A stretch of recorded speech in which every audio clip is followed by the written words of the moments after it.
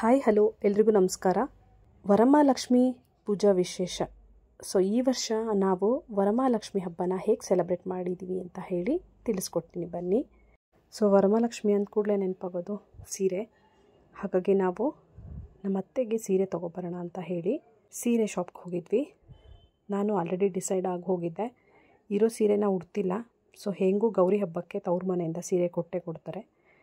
ಹಾಗಾಗಿ ವರಮಹಾಲಕ್ಷ್ಮಿಗೆ ಡ್ರೆಸ್ ತೊಗೊಂಡ್ರಾಯ್ತು ಅಂತ ಹೇಳಿ ಅಂದ್ಕೊಂಡೆ.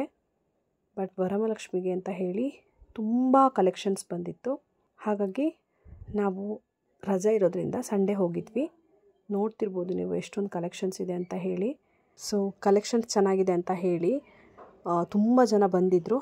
ಅವರು ಸ್ಯಾರಿನ ಆರಿಸ್ಕೊತಾ ಇದ್ದರು. ಸೊ ನಮಗಿಷ್ಟ ಆಗಿರೋ ಸ್ಯಾರಿನ ನಾವು ತಗೊಂಡು ಬಂದ್ವಿ. ಸೊ ಊರಿಗೆ ಬಂದಮೇಲೆ 4:30 ಒಳಗಡೆ ಪೂಜೆ ಆಗಬೇಕು ಅಂತ ಅಂದ್ಕೊಂಡಿದ್ವಿ. ಸೊ ಹಾಗಾಗಿ ನಾವು ಒಂದು 2 ಗಂಟೆಗೆ ಎದ್ದು ಪೂಜೆಗೆ ಬೇಕಾಗಿರುವಂತಹ ಎಲ್ಲ ಸಾಮಗ್ರಿಗಳನ್ನ ರೆಡಿ ಮಾಡ್ಕೊಂಡ್ವಿ. ಮತ್ತು ಬಾಗಿಲಿಗೆ ಪೂಜೆ ಮಾಡ್ತಾಯಿದ್ದಾರೆ. ಯಾಕಂದರೆ ಇಲ್ಲಿ ಪೂಜೆ ಆದಮೇಲೆ ಕಳಸಕ್ಕೆ ನೀರು ತುಂಬಿಕೊಂಡು ನಾವು ಒಳಗಡೆ ತೊಗೊಂಡು ಹೋಗಬೇಕು. ಹಾಗಾಗಿ ಬಾಗಿಲಿಗೆ ಅವರು ಪೂಜೆನ ಮಾಡ್ತಾಯಿದ್ರು.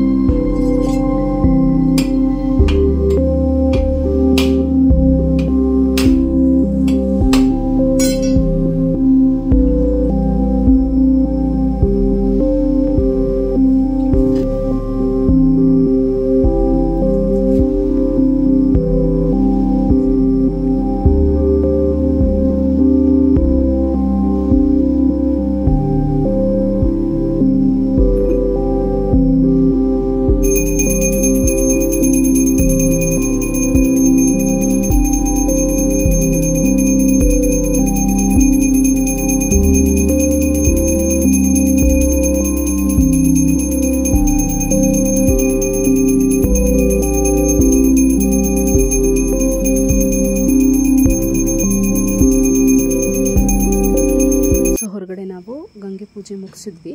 ಇದಾದಮೇಲೆ ಕಳಶ ತಗೊಂಡು ಒಳಗಡೆ ಹೋಗ್ತಾ ಇದ್ದೀವಿ.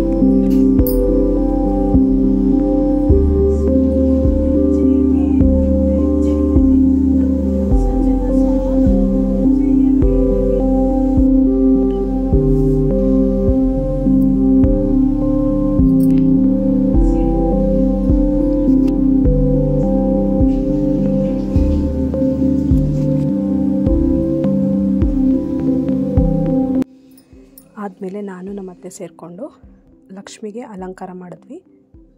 ಹಾಗೆ ರೆಡಿ ಮಾಡಿಟ್ಕೊಂಡಿರೋಂಥ ಪೂಜಾ ಸಾಮಗ್ರಿಗಳನ್ನ, ತಿಂಡಿ ತಿನಿಸುಗಳನ್ನ ಹೀಗೆ ಅರೇಂಜ್ ಮಾಡಿದ್ವಿ.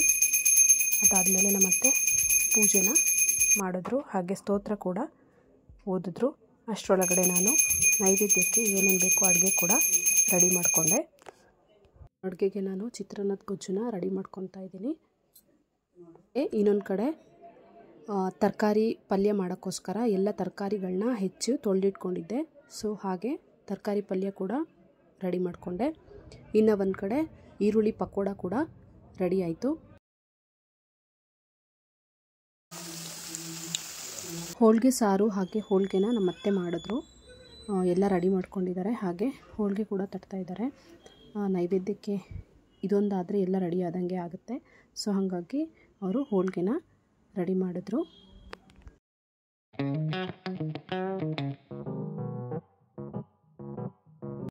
ಸೊ ಎಲ್ಲ ರೆಡಿ ಆಯಿತು. ಹಾಗೆ ಎಡೆ ಇಡಕ್ಕೆ ಅಂತ ಹೇಳಿ ನಾವು ಇದನ್ನೆಲ್ಲ ರೆಡಿ ಮಾಡ್ಕೊಂಡ್ವಿ. ಹಾಗೆ ನಾವು ಹಿರಿಯರ ಎಡಕ್ಲಿಗೂ ಕೂಡ ಧೂಪ ಹಾಕ್ತೀವಿ.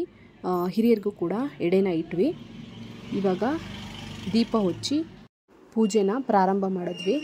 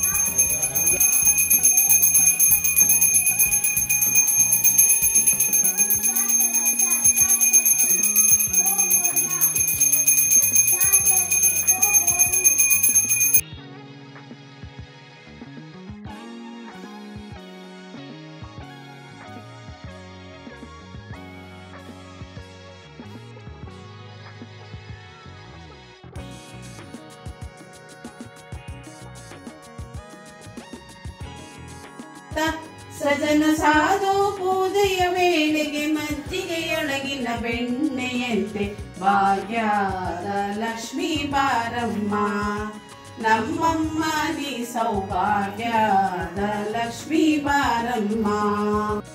ಸೊ ಪೂಜೆ ಎಲ್ಲ ಆದಮೇಲೆ ನಮ್ಮತ್ತೆಗೆ ಅರಿಶಿನ ಕುಂಕುಮ ಕೊಟ್ಟೆ. ಅವರು ಕೂಡ ನನಗೆ ಅರಿಶಿನ ಕುಂಕುಮನ ಕೊಟ್ಟರು. ನಂತರ ಇಲ್ಲೇ ಹತ್ತಿರದಲ್ಲಿರುವಂಥ ಮನೆಯಲ್ಲಿ ಅರಿಶಿನ ಕುಂಕುಮಕ್ಕೆ ಕರೆದಿದ್ರು. ಸೊ ಹಾಗೆ ಒಂದು 5 ಮನೆಗೆ ಅರಿಶಿನ ಕುಂಕುಮಕ್ಕೆ ಕೂಡ ನಾವು ಹೋಗಿ ಬಂದ್ವಿ.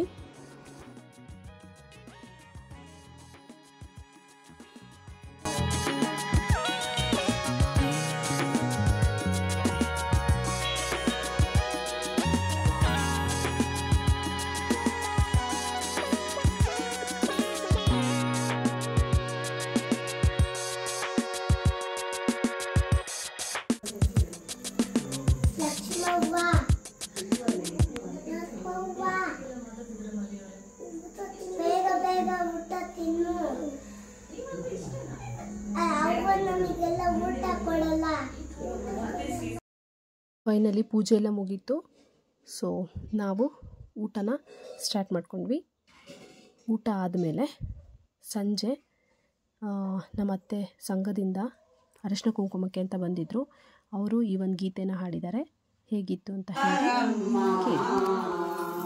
ಚಿತ್ತಮಂದಿರಕ್ಕೆ ಬಾರಮ್ಮ, ಅಮ್ಮ ಮನಮಂದಿರಕ್ಕೆ ಜಗದೀಶ್ವರಿ ಬಾರಮ್ಮ, ಚಿತ್ತಮಂದಿರಕ್ಕೆ ಬಾರಮ್ಮ, ಅಮ್ಮ ಮನಮಂದಿರಕ್ಕೆ ಬಾರಮ್ಮ. ಮನಮಂದಿರದಲ್ಲಿ ನಿನ್ನನ್ನು ನೋಡಲು, ಮನಮಂದಿರದಲ್ಲಿ ನಿನ್ನನ್ನು ನೋಡಲು, ದರ್ಶನ ಭಾಗ್ಯವ ಕರುಣೆಯ ತೋರಿಸು, ದರ್ಶನ ಭಾಗ್ಯವ ಕರುಣೆಯ ತೋರಿಸು. ಕಷ್ಟಗಳೆಲ್ಲ ಕ್ಷಣದಲ್ಲಿ ನೀಗುತ್ತ, ಕಷ್ಟಗಳೆಲ್ಲ ಕ್ಷಣದಲ್ಲಿ ನೀಗುತ್ತ, ನಮ್ಮನ್ನು ಧರಿಸಲು ನೀ ಬಾರಮ್ಮ, ಅಮ್ಮ ಮನಮಂದಿರಕ್ಕೆ ಬಾರಮ್ಮ. ಸೊ ನಾವು ಹೇಗೆ ವರಮಹಾಲಕ್ಷ್ಮಿ ಪೂಜೆನ ಮಾಡಿದ್ವಿ ಅಂತ ಹೇಳಿ ತೋರಿಸಿದ್ನಲ್ಲ. ಸೊ ನಿಮಗೆ ಈ ವಿಡಿಯೋ ಇಷ್ಟ ಆದರೆ ದಯವಿಟ್ಟು ಲೈಕ್ ಮಾಡಿ, ಶೇರ್ ಮಾಡಿ, ಕಮೆಂಟ್ ಮಾಡಿ. ವಿಡಿಯೋ ನೋಡಿದ್ದಕ್ಕಾಗಿ ಥ್ಯಾಂಕ್ ಯು, ಧನ್ಯವಾದಗಳು.